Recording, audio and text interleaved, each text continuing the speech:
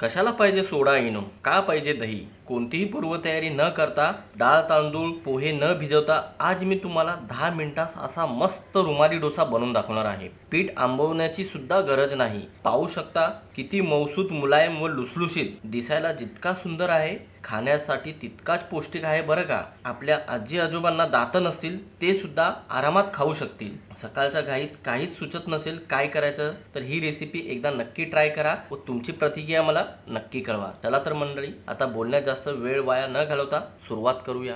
तर सुरुवातीला आपल्याला एक मोठंसं भांडं घ्यायचं आहे आणि त्याच्यामध्ये आपल्याला 2 वाट्या कुरमुरे घ्यायचे आहेत, म्हणजेच की चुरमुरे. ही वाटी मी कपाच्या मापाप्रमाणे सेट करून ठेवलेली आहे. अशी कोणतीही वाटी सेट करून ठेवायची आहे आणि त्याच्यानेच माप घ्यायचं आहे, म्हणजे माप एकदम परफेक्ट निघणार. ही झाली दुसरी वाटी. आता आपल्याला ह्याला भिजत ठेवायचं आहे. भिजत नाही ठेवलं तरी चालेल, फक्त आपल्याला ह्याला स्वच्छ धुवून घ्यायचं आहे, म्हणजे हे चांगले नरमसुद्धा पडतील आणि ह्याच्यामधला कचरासुद्धा वेगळा होईल. एकदम हलके फूल असतात, म्हणून जास्त वापरलं तरी काहीच फरक पडत नाही. ह्याच्या जागी तुम्हाला काही दुसरं वापरण्याची गरज नाही, कारण की हे जितके हलके असतात तितके कोणतेच पदार्थ हलके नसतात. पोहेसुद्धा एवढे नरम होत नाहीत जितके हे नरम होतात. फक्त आपल्याला 1-2 मिनटं पाण्यामध्ये ठेवायचं. जास्तीत जास्त 3 मिनटं पाण्यामध्ये ठेवा किंवा स्वच्छ धुवून घेतलं तरी चालेल. फक्त ह्याला नितळून घ्यायचं आहे. आता 2 मिनटापर्यंत हे भिजत आहे, तोपर्यंत आपण पुढची तयारी करून घेऊया. आता ज्या वाटीने चुरमुरे घेतले त्याच वाटीने मी इथे रवा घेतलेला आहे. बारीक किंवा जाड कोणताही रवा वापरला तरी काही हरकत नाही. आणि रव्याला घेताना थोडंसं निवडून घ्या स्वच्छ. त्यामध्ये बारीक बारीक आळ्या असतात, म्हणजेच की किडे असतात किंवा बारीक बारीक खडे असतात. ते खडे आपल्याला काढायचे आहेत. मगच रवा चांगल्या प्रकारे भिजायला ठेवायचा आहे. रवा थोडंसं बुडेल इतकं आपल्याला ह्याच्यामध्ये पाणी भरायचं आहे आणि चांगल्या प्रकारे ढवळून घ्यायचं आहे. आपल्याला रव्याला जवळपास 8 ते 10 मिनिटापर्यंत भिजत ठेवायचं आहे. तुम्ही तांदळाच्या पिठाचा डोसा खाल्ला असाल, रवाचा डोसा खाल्ला असाल किंवा डाळ तांदूळ भिजवून त्याचा डोसा खाल्ला असाल, पण अशा पद्धतीचा रुमाली डोसा एकदा नक्की बनवून पहा. जितका सुरुवातीला सॉफ्ट आणि नरम मुलायम असतो तितका शेवटपर्यंत नरम मुलायम असतो बरं का. अजिबात वातट लागत नाही. चव जशीच्या तशीच राहते. तर मंडळी, पाण्यामध्ये आपल्याला रवा अगोदर चांगल्या प्रकारे भिजू द्यायचा आहे. रवा चांगल्या प्रकारे भिजणार तरच रिझल्ट एकदम परफेक्ट येणार. रवा भिजतोय तोपर्यंत आपण आणखीन पुढची तयारी करून घेऊया. तर मंडळी, 1-2-3 मिनटं झालेली आहेत. आता काय करायचं, संपूर्ण पाणी अगोदर आपल्याला ह्याच्यामधलं काढून टाकायचं आहे. आता मिक्सरचं एक भांडं घ्यायचं आहे आणि ह्या कुरमुऱ्याला या भांड्यामध्ये काढून घ्यायचं आहे. संपूर्ण घाण पाणी आपल्याला अगोदर काढून घ्यायचे आहे, कारण की कुरमुरे चांगल्या प्रकारे स्वच्छसुद्धा झालेले आहेत आणि एकदम नरम पडलेले आहेत. आता तुम्हाला कुरमुरे नाही वापरायचे असेल तर पोहे नाही वापरायचे, जसं की मी तुम्हाला अगोदर सांगितलेलं आहे. तुम्ही थोड्याशा प्रमाणामध्ये शिजलेला भात वापरू शकता. ते पण इंद्रायणी भात वापरायचा आहे, तो जास्त मऊ असतो. किंवा 1 ते 2 तास साबुदाणा भिजवून ह्यामध्ये साबुदाणा वापरला तरी चालेल, पण क्वांटिटी साबुदाणा आणि शिजलेल्या भाताची कमी घ्यायची आहे. म्हणजेच की 1 कप रव्यासाठी तुम्हाला अर्धा कप शिजलेला भात किंवा साबुदाणा भिजलेला घ्यायचा आहे. अगोदर आपल्याला ह्याला एकदम बारीक करून घ्यायचा आहे. ह्याच्यामध्ये वाटलंच तर 1 ते 2 चमचे पाणी वापरू शकता, बारीक वाटलं जात नसेल तर. तर मंडळी, पाहू शकता कुरमुऱ्याला एकदम बारीक आणि एकदम घट्ट वाटून घेतलेलं आहे. आता ह्याला थोडा वेळ आपण बाजूला ठेवू. तर मंडळी, आता इथे नाश्त्यासाठी खमंग चटणी बनवून घेऊ. एक पॅन घ्या किंवा कढाई घ्या आणि त्याच्यामध्ये आपल्याला 2 ते 3 लहान चमचे तेल घ्यायचं आहे. असं 1 मिनिटापर्यंत परतून झालं की हलकासा रंग डाळीचा वेगळा झालेला आहे. आता इथे आपल्याला एक लहान आकाराचा कांदा असा उभा कापून घ्यायचा आहे. बारीक कापण्याची काहीच गरज नाही. आणि सोबतच 3 ते 4 लसणाच्या पाकळ्या व एक लहान तुकडा आल्याचा घ्यायचा आहे. आणि कांद्याला सुद्धा कांद्याचा कच्चेपणा जाईपर्यंत परतून घ्यायचा आहे. जास्त ओव्हर कुकिंग होऊ देऊ नका.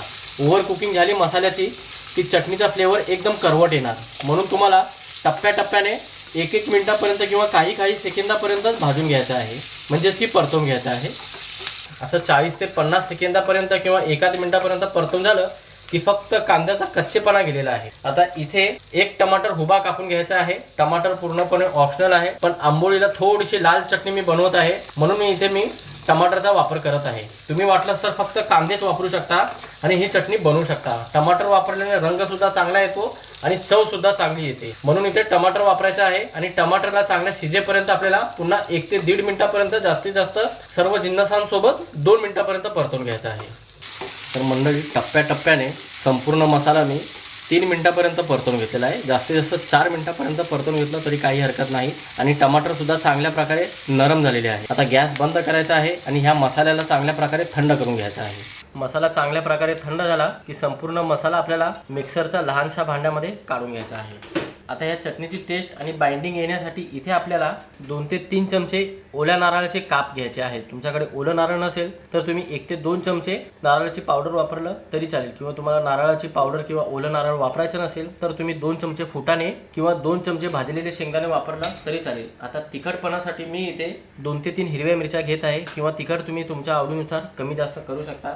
चटणीला लाल रंग चांगला येण्यासाठी 1 चमचा लाल काश्मीरी तिखट घेत आहे. ही तिखट नसते, फक्त रंग चांगला येण्यासाठी वापरत आहे. चवीनुसार मीठ टाकायचं आहे आणि चटणी थोडीशी चवीला आंबूस होण्यासाठी थोडीशी चिंच टाकायची आहे. आता अगोदर आपल्याला ह्या सर्व जिन्नसांना चांगल्या प्रकारे बारीक करून घ्यायचं आहे. मगच ह्याच्यामध्ये गरजेनुसार पाणी वापरायचं आहे. जशी तुम्हाला चटणी खायला आवडते, पातळ किंवा घट्ट, त्यानुसार पाणी वापरून एकदम चांगल्या प्रकारे बारीक करून घ्या. तर मंडळी, आपण पाहू शकता मस्त असं खमंग लाल नारळाची चटणी तयार झालेली आहे, किंवा ह्याला तुम्ही टमाटरची चटणी सुद्धा बोलू शकता. मस्त अशी चटणी तयार झाली की ह्याला फोडणी देण्याची काहीच गरज नाही, कारण की सर्व मसाले आपण चांगल्या प्रकारे परतून घेतलेले आहे, म्हणून ह्याला फोडणी देण्याची गरज नाही. तुम्ही अशीच ही खाऊ शकता आणि इतक्या प्रमाणामध्ये घट्ट केलेली आहे. तुम्ही वाटलं तर ह्यापेक्षा पातळ सुद्धा करू शकता, पण खरी टेस्ट तुम्हाला ह्या चटणीची हवी असेल तर अशी घट्ट चटणी तयार करून घ्या.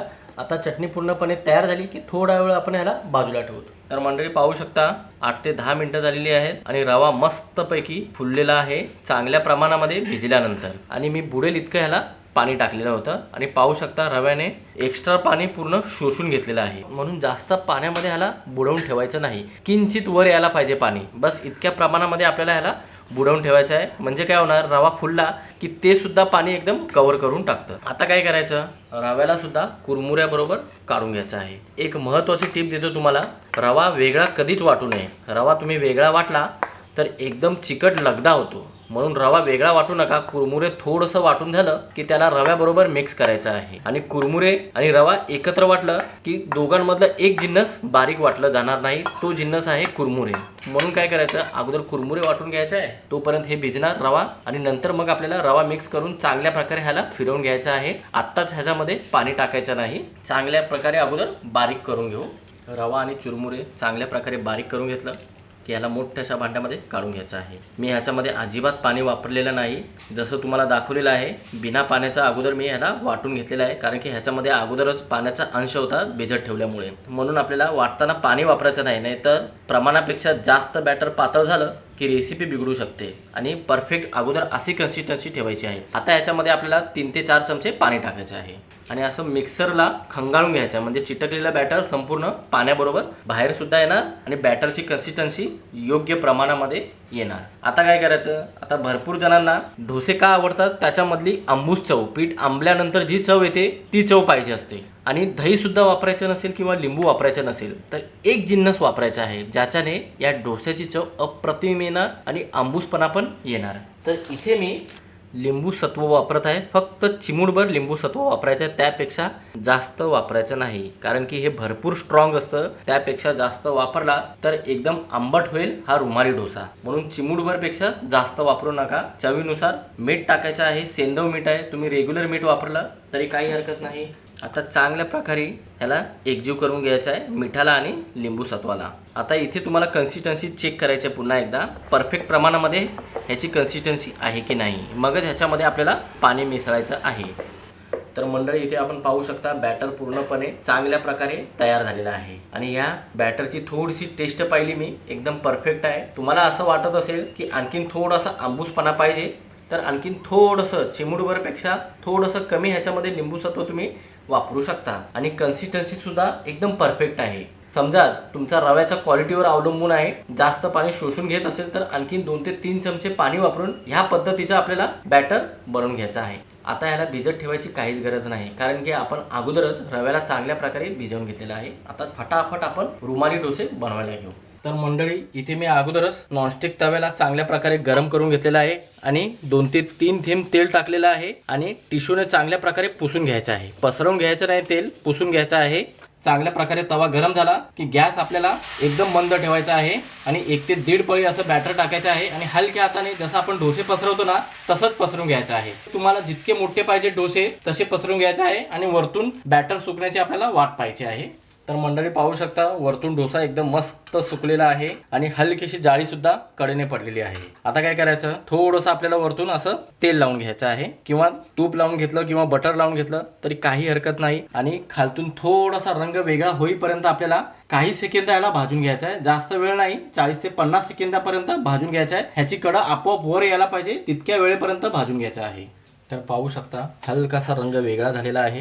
आता काय करायचं, आपल्याला ह्याला हळवारपणे उलटून घ्यायचं आहे. आणि उलटून तुम्हाला नाही भाजायचं असेल तरी काही हरकत नाही, फक्त एक 10 ते 15 सेकंदापर्यंत मी ह्याला चमच्याने असं दाब देत भाजून घेणार आहे. कारण की ह्याचं असं आहे, तुम्ही कोणत्याही प्लेटमध्ये हा डोसा काढणार तर त्याला चिटकणार, म्हणून दोन्ही बाजूने थोडं थोडं आपल्याला भाजून घ्यायचं आहे हलकासा रंग वेगळा होईपर्यंत. आता ह्याला मी एका प्लेटमध्ये काढतो आणि अशाच पद्धतीने सर्व रुमाली डोसे बनवून घेतो. कोणतीही पूर्वतयारी करायची नाही. ना डाळ तांदूळ भिजवायचा आहे, ना पोहे भिजवायचे आहेत, ना सोडा वापरायचा आहे, ना इनो वापरायचा आहे. फक्त 2 वाटी कुरमुरे आणि 1 वाटी रव्यापासून मस्त असा रुमाली डोसा तुम्ही सुद्धा घरच्या घरी सोप्या पद्धतीने बनवू शकता आणि मुलांना शाळेच्या डब्याला सुद्धा देऊ शकता. एकदा ही रेसिपी ट्राय करा, नक्कीच तुम्ही आंबोळी, घावणे, मऊ लुसलुशीत डोसे सुद्धा विसरून जाल इतकं मला 100% खात्री आहे. आता ह्याला रुमाली डोसा नाव का पडलेलं आहे, कारण की ह्याची घडी एकदम रुमालासारखी होते, पाहू शकता, आणि एकदम मऊसूत. आपल्या आजी आजोबा असतील, त्यांना हलकं काही खायचं मन झालं असेल, जास्त वयामध्ये कमी जेवलं आणि लवकर पचलं की तब्येत एकदम चांगली राहते. तर ही रेसिपी एकदा ट्राय करा आणि तुमची प्रतिक्रिया मला कमेंट बॉक्समध्ये नक्की कळवा.